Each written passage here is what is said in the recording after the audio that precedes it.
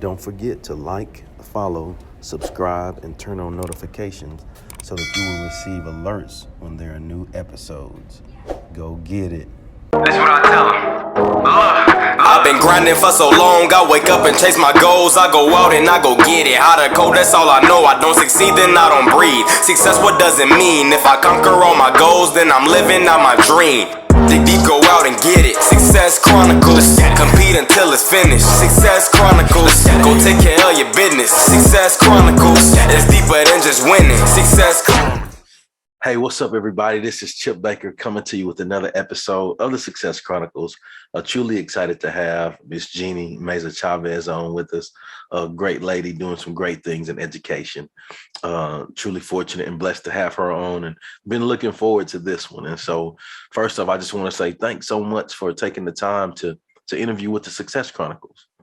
Absolutely. And thank you, Chip, for highlighting so many different people along our journey. I think that's always a special opportunity. And gosh, I'd like to we're going to have dinner so we can talk about all these wonderful people you meet, but I've enjoyed reading about them. So thank you so much for having me on. Yes. And thank you for your support with the book, The Impact of Influence, Volume 3. It's so cool when you can just do your thing and highlight others.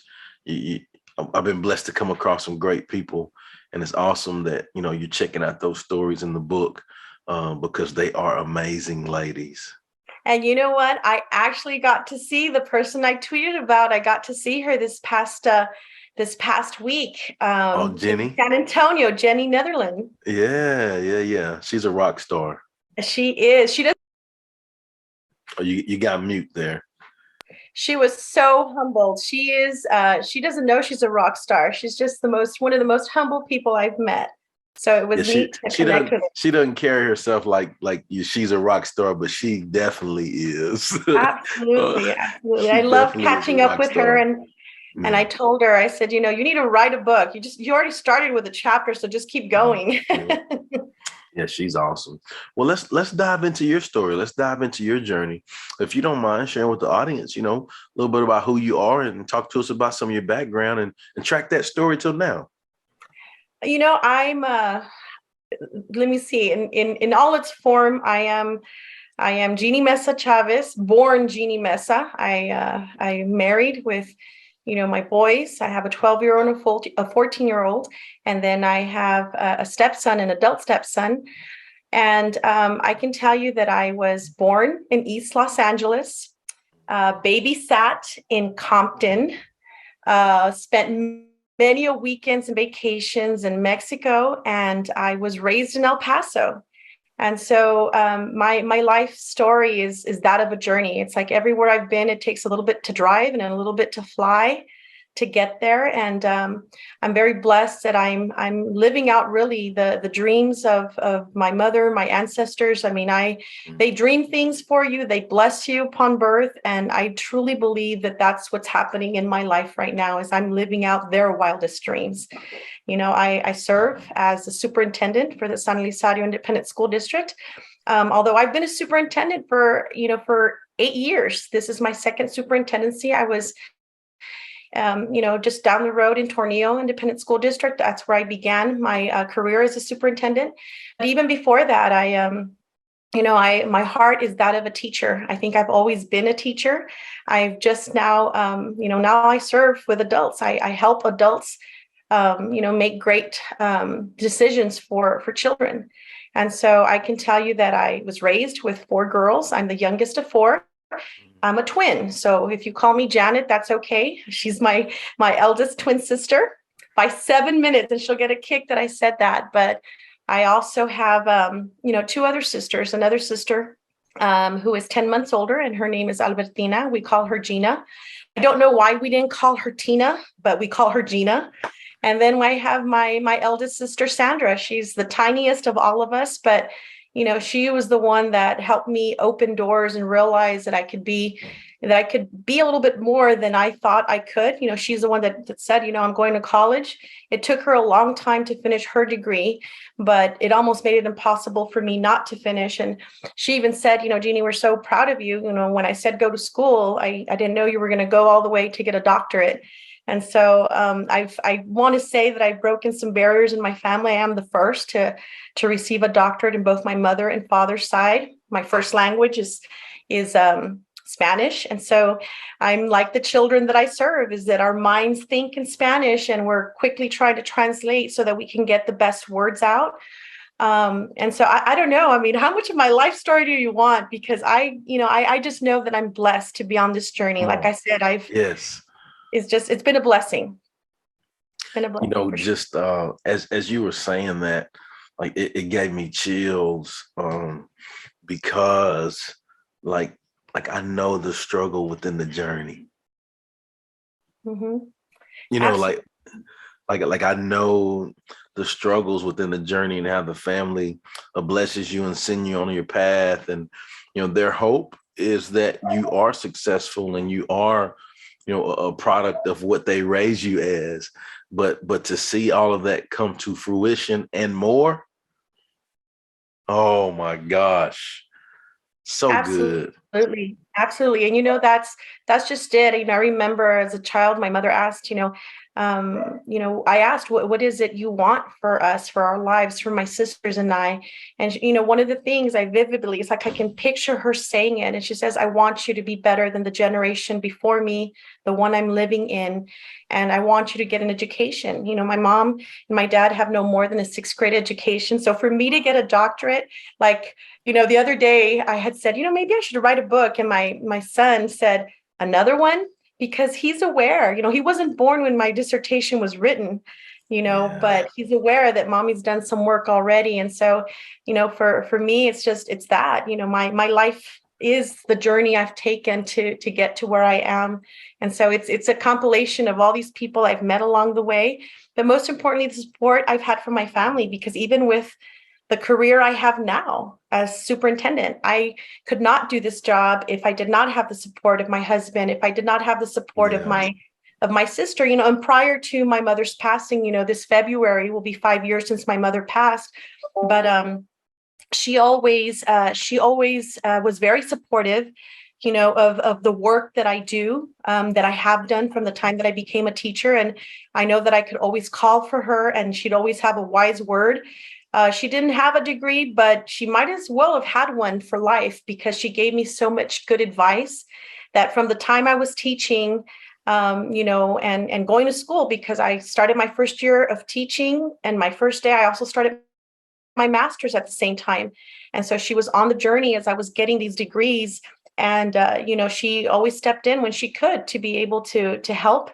And so I really do believe that, my career is not being a superintendent. It's serving children and helping improve their lives. Yes. I see myself in them, in their eyes. I see myself. I'm that kid who only spoke Spanish when I entered school. I see my parents. I see my parents in the eyes of their parents. And I know the hopes and the dreams that they want their children. They don't know what they want their children to be yet, but whatever they want for them, they want them to just be successful, to be able to sustain themselves and be better off than they themselves are. And so I don't know, my career is helping children become more than they actually believe that they can do. So I can't say that I'm a superintendent and leave it at that. I have to just tell you, I think for me, it's just about the journey from the time I started teaching. I gave up many a lunchtime. I gave up many after school. I didn't do tutoring for pay, because I just felt that it was really a calling for me to give up and invest my time in children. And so, that's, the Lord has me presently serving as superintendent. There you go. What are 3 things you've accomplished in your life that you're proud of? It's probably not going to be what some would say, but I think that one of the first things is I recognize the blessings on my journey. As simple as that sounds, is that I do not let the degrees or the titles that I've received along the way get to me, that those mean nothing if I'm not walking in my divine purpose for the Lord. If I cannot recognize that even as simple as a sunset or a sunrise, then I know that I'm not able to, be the best that I can possibly be. So I think first and foremost is recognize the blessings that I have every day, in the simplest forms. And sometimes, the Lord does amazing things that surprise me. If you would have told me at the age of 8 years old, you're going to grow up to be superintendent, and you're going to not only be Region 19 Superintendent of the Year once, but twice, because that's, both boards that I've worked on with on these special projects in these two different districts, they both honored me with that opportunity to be nominated. I mean, do you know how difficult it is to be nominated by 7 different individuals that serve as a unit, as a board, and to do that twice, and twice to be able to win? I have to recognize, and I share that because what it really means is that I have learned to be a teacher for adults in order to be able to serve the children that I serve. In order to improve their lives, I've had to learn. I've had to become a teacher of adults and no longer children. And so for me, it's recognizing those blessings. It really begins there because it's been part of the work along this journey. Something else that I would say, the three things that I'm really proud of is, my mom came here to the United States with the dream of her daughters, or the children, because I don't know that she knew she was going to have daughters, much less twins. But I think, people, when they come to the United States, they come with the dream of owning their home one day. Well, I was blessed that I was able to help my mother, and I say assist my mother in paying off her mortgage, to the point that when it came to giving the last payment, I didn't make it. I gave her that honor. So I would say to you that that's, the second thing I'm proud of is the fact that I was able to assist, my mother in paying off her mortgage. There's this sense of ownership and pride and just this humility, because she actually used my grandmother's inheritance, and I never met neither my father or mother's parents. So I grew up not having met either grandparents on either side, but I know that my mother paid off. She came in, and she when she moved to El Paso, her investment was a down payment of the inheritance that she received from my grandmother in Chihuahua, Mexico. And so that means a lot that she was able to use that inheritance, put it towards a house, and then was made payments. But as soon as I was able to assist her, that's one of the things that I did. So paying off that mortgage, I think anybody who can pay off a mortgage is that feeling. I'll never forget that look on her face when it was the last payment. Is just, those are moments that will always exist in my heart. And I think the other thing I'm most proud of too is I'm ready to serve. I'm not the individual that is going to be in the front when the awards are handing out. I want to help make sure that people's names are spelled correctly on those awards. I want to be the one to make sure that I help in the background to make sure there's an appropriate place for people who are receiving awards to be recognized. I don't, as superintendent, and this might hurt some folks here, it might feel a little pinch, but there's superintendents who have personal parking spots that say superintendent. That's not me, and so for me, it's about, I'm proud of the fact that regardless of, no matter whether I have a doctoral degree or I serve as superintendent or I've been in education for almost 26 years, it is never so much that I'm not prepared to serve.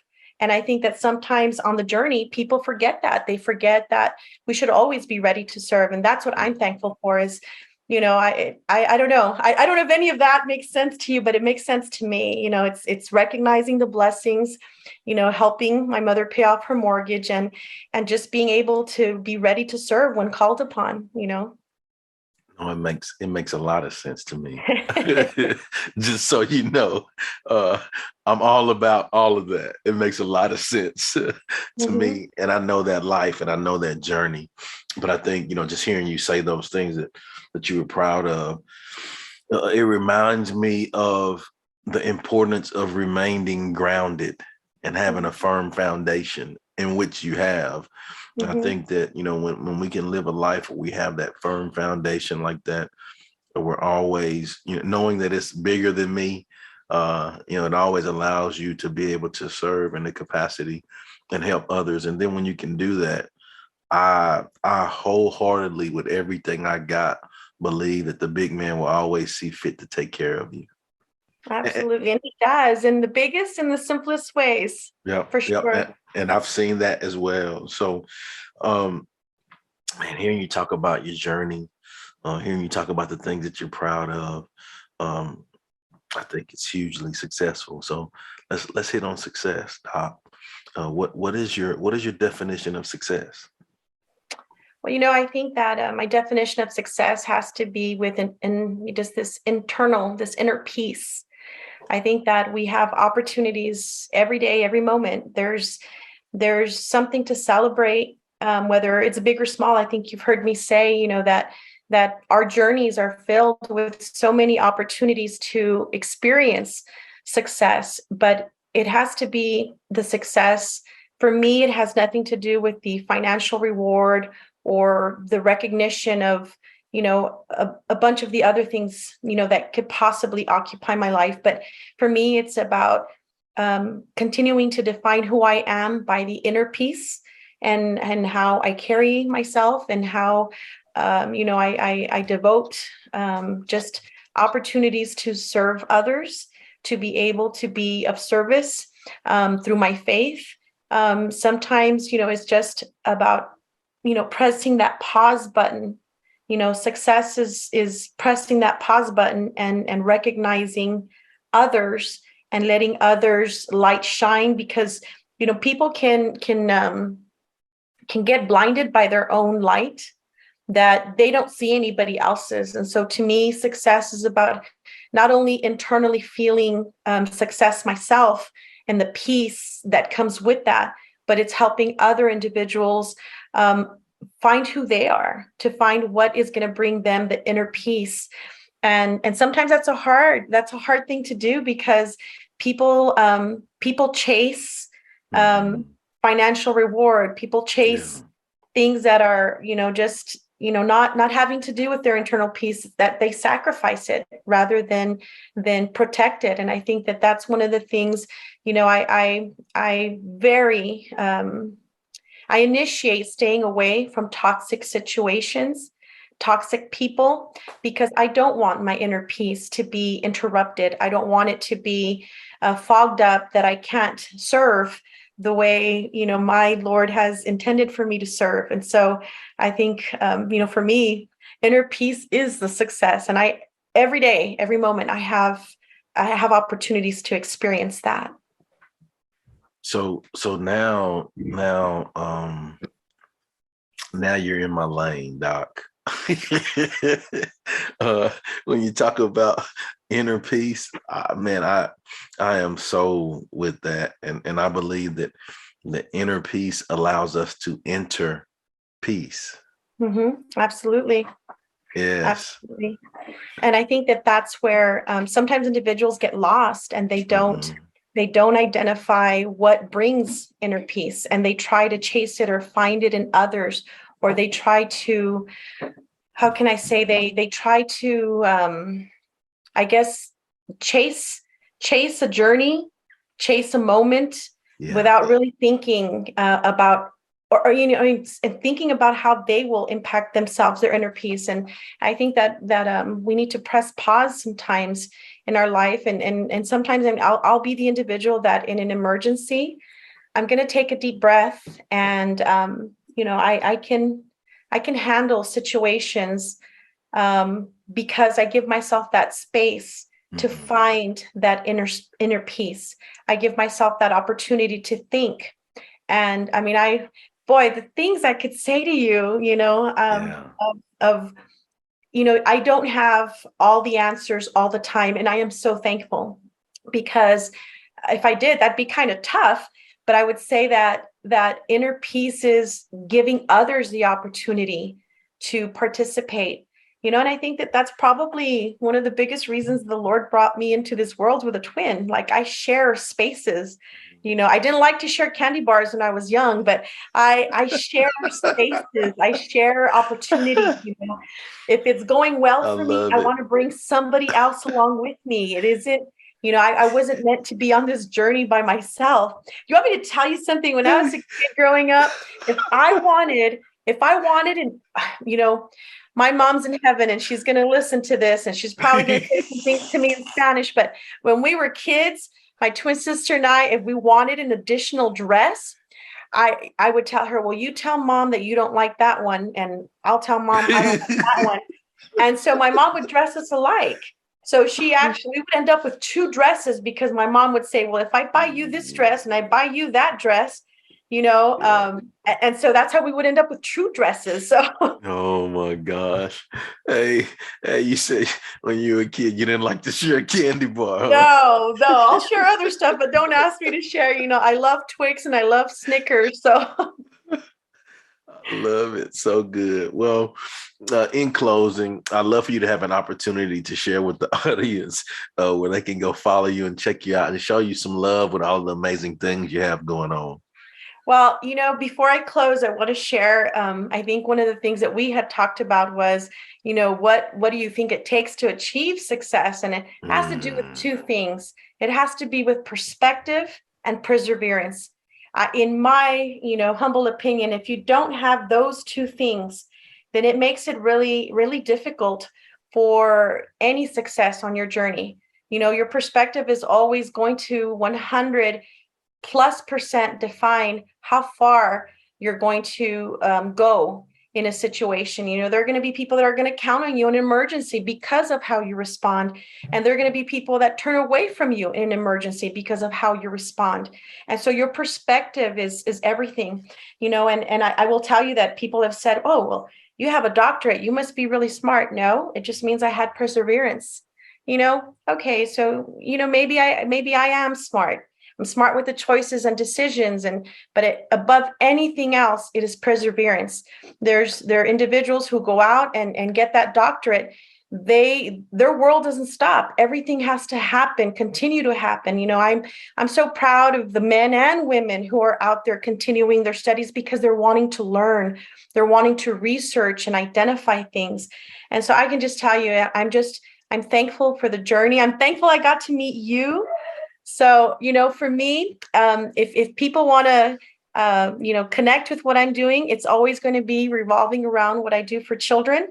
And I will tell you that I am on Twitter. That's how I found you. And I love the way you've set up your books, where people can reach out to the individuals that have come across your journey. But my Twitter is at JMEZACHAVEZ. And that's my Twitter account. I'm not on Facebook, but our district is, and you can see our logo, San Elizario Independent School District. And so I'm just thankful to be on this journey, and I get to meet people like you along the way. Well, thank you so much for those kind words. I truly appreciate that. And, and thank you so much for not just what you do, but how you do what you do, because there's a difference. Mm-hmm. Like certain people can do what, the title, but when you do it like how you do it, I think it makes a generational impact that lasts forever, and it makes your family proud and makes the big man proud too.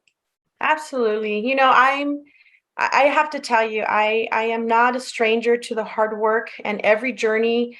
I can tell you that even in my most difficult moments, we've had a water well break in a community, and the Lord pulled us through that. We've had, parents who maybe didn't like a particular decision and were protesting. The Lord pulled us through that. We've had students who unfortunately lost their life towards, because of a decision they made, regarding suicide. It's those moments where, I am not above getting on my knees to be pulled through the circumstance. And I think that, for me, it is a journey. It's been a special journey. I'm absolutely blessed with the people that I've met. Like, I have my board of trustees, that's a team of 8, but I also have a cabinet team, and they're another team of 8. And, I tell myself, I guess great things come in teams of 8, but it started with 2 because I'm a twin, right? Remember the one I don't like to share my candy bars with. But, but I can tell you, that, just sharing the space, from the womb to where I am, I love to share the spaces with people, and I think that the Lord had his plan. He had his imprint in the divine purpose that I was going to serve. And he has me, like I said, I'd like to be a wallflower if I could do my job from the back, but the Lord says, no, you're going to go and you're going to take the helm. And sometimes that's what happens. A lot of people will not believe that I'm an introvert, but I've had to push myself to make sure that my voice is heard, because I want other little girls and boys, to be able to say, hey, I want to do what she does. And because she did it this way. So that is ultimately the goal, is that wherever I'm at, that there's a child that is trying to identify what their journey is. And that's why I tell our colleagues, it does not matter if you're the superintendent or the cafeteria worker or the transportation person. Every child is looking at everything. So every day, every moment counts. And we have to do our jobs with that special intention that it isn't about us, and it is about everything we do for children, because that is why we serve public education. That is why we serve in the roles that we do. And so, to be able to have that opportunity to do so daily is an absolute blessing. And I think that that's part of the journey that led me to reading your book, which I'm thankful, because our women's group is, the Texas Council of Women's School Executives, which I serve as vice president. They said, let's do this book. And so we did. And so it's interesting how our paths have crossed and are uniting for the work that we do. So I appreciate that. It blows me away, similar like how you talked about, your background with your family and, what they, set you on your path through faith. My background is very, very similar. Lots of the things in my background is similar to yours. And to have someone say, we're doing a book study of your book. Mm-hmm. That's crazy. Well, that's why I couldn't meet with you last week, because we were doing your book study. So, man, that is awesome. It makes my heart so happy, and has me fulfilled too. And you talked about how I was intentional about in each chapter making sure we put the contact information for everybody in there so that everybody can shine. Everybody can get an opportunity to be highlighted, and so it just makes me so happy to hear those kind words. So thank you so much. I know. And you have another book out, right? So we are working on, at the time of this recording, we are working on a volume 5. Mm-hmm. And so it'll be coming out pretty soon.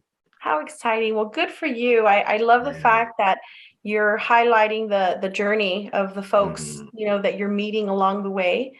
And I think that if all of us are able to make these connections and know that the purpose of why we do what we do is really to help others, to be of service, then I think we've done pretty good. I think that is a successful opportunity right there too. Without a doubt. Well, again, I just want to say thank you so much for taking the time to interview with the Success Chronicles. Truly appreciate it. And I wish you continued success. Thank you so much. Yes. And thank you guys for checking out this episode. We'll see you next time. God bless. Go get it.